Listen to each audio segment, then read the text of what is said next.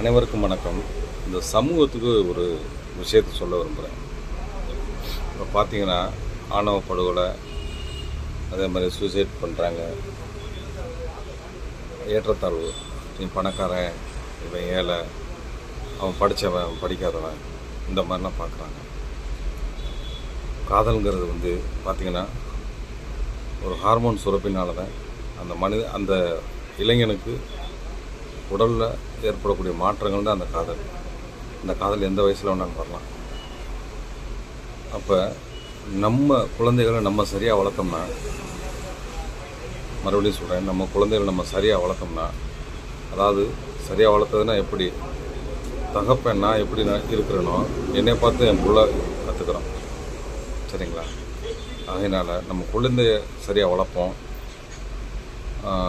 இந்த மாதிரி பிரச்சனைகள்லேருந்து தவிர்ப்போங்கிறத இதன் மூலமாக தெரிவிச்சுக்கிறேன். ஏதாவது தவறு இருந்தால் சுட்டி காட்டுங்க. நன்றி, வணக்கம்.